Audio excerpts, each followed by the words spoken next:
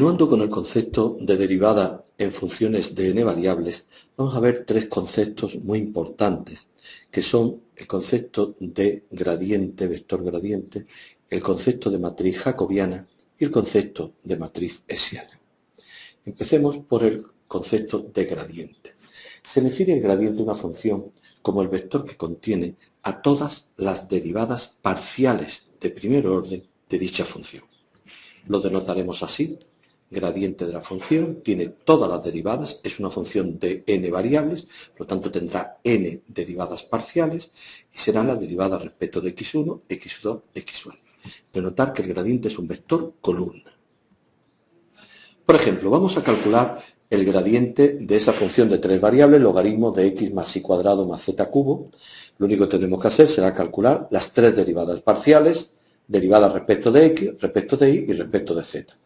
Ahí están, vean que en los tres casos es un cociente, porque el logaritmo, la derivada del logaritmo es 1 partido por la función multiplicado por la derivada de la función. Vean que aquí es 1 porque aquí derivo respecto de x y la derivada de este polinomio respecto de x es 1. Aquí es 2y porque la derivada respecto de y es 2y y 3z cuadrado porque la derivada de z cubo es 3z cuadrado.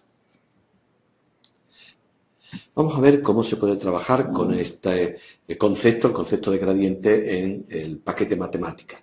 En el paquete mateco tenemos definida una función que se denomina gradiente y que determina pues, el gradiente de la función, es decir, todas las derivadas parciales respecto de todas o de alguna de las variables. Por ejemplo, supongamos esta función de tres variables, el gradiente de la función sería esto. Evidentemente estamos acostumbrados en verlo como matriz columna, pues para eso simplemente lo ponemos en forma de matriz y ya tenemos que esta sería la derivada de la función respecto de x, esta segunda la derivada de la función respecto de y y esta tercera la derivada de esta función respecto de z, derivada parcial siempre. En el caso que hemos hecho antes, en el ejemplo que hemos visto antes, pues para esta función el gradiente es este, o puesto en forma de matriz, pues sería simplemente como vector columna. El gradiente de una función en un punto se calculará simplemente particularizando cada una de las derivadas parciales en el punto en cuestión. Por ejemplo, supongamos una función de producción de una empresa dada por 3x1 más la raíz de x2, determina los productos marginales de ambos factores y la combinación de factores productivos de partida son 20 y 100.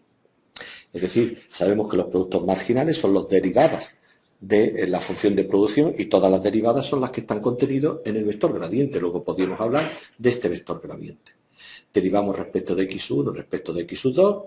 Ya sabemos que para derivar respecto de x1, x2 es una constante.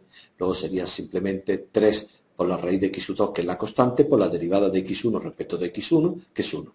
Y análogamente respecto de x2. Ahora particularizamos para el punto que nos dan, el 20-100, es decir, sustituimos x1 por 20 y x2 por 100 y tendremos el vector 33.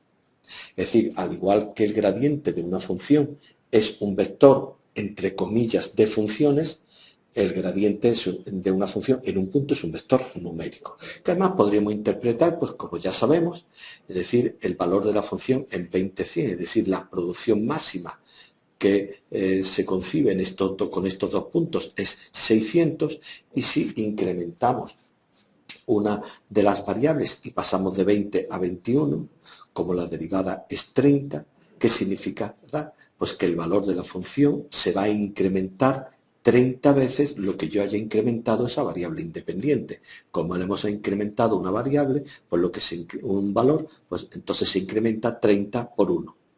Y sería, por lo tanto, 630, el valor de la función 2110. Si lo que incrementamos es la otra variable, cuya derivada es más pequeña, es 3, ¿qué significará? Pues que el valor de la función objetivo, es decir, en este caso, el valor de la producción se incrementará 3 veces, lo que hayamos incrementado, en este caso una vez, el valor anterior. ¿Qué propiedades tiene la derivada direccional? En principio las mismas que las derivadas de funciones de una variable. Es decir, la derivada direccional de la suma de las derivadas direccionales. La derivada, o sea, el producto es la derivada del primero por el segundo, etcétera. Es decir, exactamente lo mismo. Pero tiene una que es bastante importante, y es que cuando el vector direccional se puede poner como combinación lineal de un conjunto, en este caso hemos puesto de k vectores, recuerden que alfa sub 1, alfa sub k son números, entonces la derivada respecto de esta dirección, de la dirección v, se puede poner como k sumas, donde cada una sería alfa sub 1 por la derivada respecto de v sub 1 más alfa sub k por la derivada respecto de v sub k. Y a partir de aquí se deduce una relación muy importante que nos da una relación entre la derivada direccional y el gradiente. Para calcular derivada direccional, yo ya no voy a tener que calcular límites, simplemente lo puedo hacer mediante este producto. Gradiente por v, tanto si es en un punto como si es en cualquier punto. Es decir, en este caso obtendríamos un número y en este caso obtendríamos una función. La función derivada direccional. Ejemplo. Para la función f de x igual a x por el logaritmo de y, vamos a determinar la derivada direccional en el punto 2, 2, siguiendo la dirección del vector 2, 0. Bien, pues para eso simplemente vamos a hacer lo que acabamos de explicar. Es decir, la derivada según la dirección del vector 2, 0 será el gradiente en el punto multiplicado por el vector direccional 2, 0. Es decir, logaritmo de 2, 1, multiplicado por 2, 0, 2 logaritmo de 2. Ahora bien, ¿qué ocurriría si la dirección fuese 1, 0 o 3, 0? Ojo que la derivada direccional lo que me muestra es lo que se incrementa la función cuando la variable independiente se incrementa una unidad infinitesimal en la dirección dada por el vector 2, 0. Pero si ustedes pintan, lo ven, el vector 1, 0, el 3, 0 y el 2, 0 tienen los tres la misma dirección. Luego el resultado de la derivada debiera de ser el mismo, y no lo es. En un caso me va a dar logaritmo de 2, en otro caso 3 logaritmo de 2, y esto no tiene ningún sentido. Para evitar esto, lo que vamos a hacer es que a partir de ahora vamos a suponer siempre que el vector direccional tiene medida 1, o dicho de otra manera, que su módulo es la unidad. Dada una función f de x, un punto x sub 0 y un vector ya unitario v, ¿cuál es la dirección en la que se produce una máxima variación de la función en el punto x sub 0? Pues bien, esto lo vamos a ver de una manera muy sencilla, simplemente aplicando esta expresión, gradiente por v. Sabemos que el producto de dos vectores es el módulo del primero por el módulo del segundo por el coseno del ángulo que los separa. El módulo de v vale 1, hemos dicho que v era un vector unitario.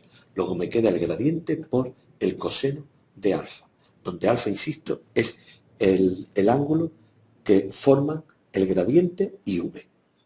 ¿Cuándo será esa cantidad v? Pues cuando el coseno sea máximo. ¿Y cuándo el coseno es máximo? Cuando toma alfa el valor 0, en cuyo caso el coseno vale 1.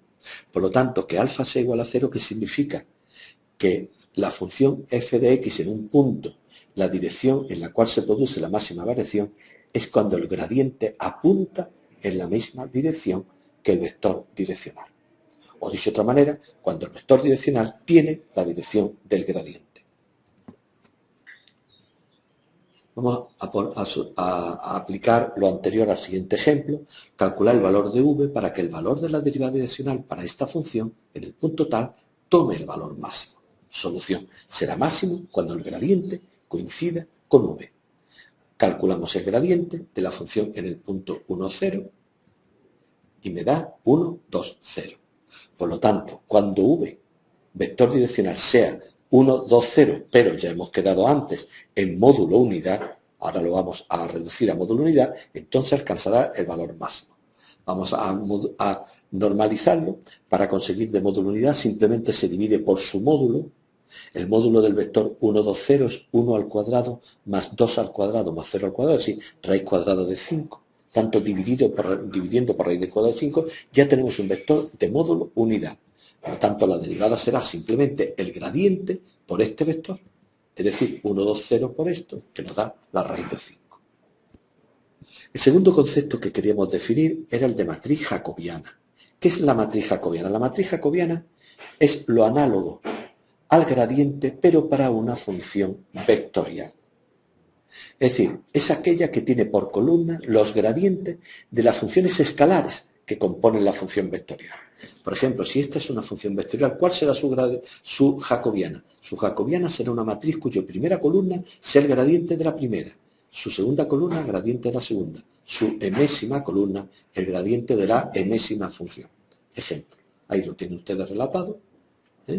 Este es el gradiente de la primera función, gradiente de la segunda, gradiente de la última. Ven ustedes que el gradiente, ven esto, exactamente igual con las otras. Es muy normal ajustarnos a esta notación. Es una notación donde aparece el signo de derivada parcial, abro un paréntesis y pongo todas las funciones, en este caso m, y abajo lo mismo pero con todas las variables. Vamos a hacer un ejemplo. Supongamos que tenemos esa función. Es una función de R2 en R4. ¿Cuál sería su matriz jacobiana? Fíjense que su matriz jacobiana sería los gradientes de cada una de las funciones. Es decir, gradiente de la primera, 1, 1, gradiente de la segunda, 1 menos 1, gradiente de la tercera, gradiente de la cuarta. Es decir, es una matriz que tiene, la matriz jacobiana tiene tantas filas como variables y tantas columnas como funciones escalares compongan la matriz, la función vectorial. Fíjense que no tiene sentido, aunque a veces hablaremos de calcularle la jacobiana a una función que no sea vectorial, que sea escalar. ¿Por qué? Porque coincidirá con su gradiente. ¿Cómo trata matemática a la matriz jacobiana? También en el paquete mateco nosotros podemos definir esa función, ven que es una función escalar que la componen dos funciones vectoriales, y podemos preguntar por la matriz jacobiana. Y utilizarlo, simplemente ponemos la función escalar y las variables. Y si queremos ponerlo en forma de matriz, aquí tenemos. Este será el gradiente de la primera función, este será el gradiente de la segunda función. Derivadas de orden superior. Al igual que en las funciones de una variable yo puedo calcular la derivada de una función, que sería su derivada segunda, o la derivada tercera, que es la derivada de la derivada segunda, ese mismo concepto nos vale para funciones de más de una variable. Lo importante aquí ya no es el concepto, sino sobre todo la notación. Fíjense, voy a denotar a la derivada de una función. Yo he calculado la derivada respecto de una variable y la vuelvo a derivar respecto de la misma. Pues lo vamos a denotar así. Delta cuadrado de f partido por de delta de xy elevado al cuadrado. Es una notación, pero que siempre debemos recordar que es la derivada de la derivada. Pero si estamos derivando respecto de variables distintas, como sería este caso, es decir, yo he hecho la derivada respecto de x sub j y ahora la derivo respecto de x sub y, la anotaremos así. Aquí pondremos la j, aquí pondremos la y, y arriba ponemos de nuevo que es derivada segunda. Vean que los numeradores coinciden. O si es al revés, yo he derivado respecto de x sub y, ahora quiero derivar respecto de x sub j, pues lo haremos así. Fíjense que estas dos cosas piensa uno que van a ser iguales, y lo son debido a un teorema que se llama el teorema de Svar, que no lo vamos a enunciar aquí, pero que en definitiva habla que, suponiendo la continuidad de la derivada segunda respecto de x sub y respecto de x sub j, estas dos derivadas coinciden. También podríamos hablar de la misma manera de derivada en general de orden n. Vamos a definir una matriz que contiene a todas las derivadas segundas de una función. Esta matriz se llama matriz hessiana. Vean que contiene a todas las derivadas segundas, es decir, en su diagonal principal están las derivadas segundas de la función respecto de x1, 1, de 2, 2, 3, 3, nn. Aquí está la derivada segunda respecto de 1, 2, y aquí está respecto de 2, 1. 1n, n1, 2n, n2. Fíjense que esta matriz, debido al teorema de Svar, es una matriz simétrica, ya que hemos visto que estas dos derivadas coinciden, que estas dos también, que estas dos también. Por tanto, la matriz hessiana es una matriz simétrica que contiene a todas las derivadas segundas de la función. Matemática con la matriz hessiana lo hace de manera análoga a la matriz jacobiana o al vector gradiente. En el paquete mateco suponemos esta función y nos preguntamos por hessiana y la podemos calcular perfectamente. Aquí la tendríamos. La matriz hessiana de la función, esta sería la derivada segunda respecto de x dos veces, derivada segunda respecto de y dos veces, derivada segunda respecto de z dos veces, derivada respecto de xy o yx que coinciden, xz, zx que coinciden y iz o zi que coinciden. Fíjense que a modo de ejercicio lo he calculado así también. Es la derivada de la función respecto de x dos veces, respecto de y dos veces, respecto de z dos veces, respecto de xy, respecto de ix, etc. Y nos va a dar, lógicamente, el mismo resultado que arriba.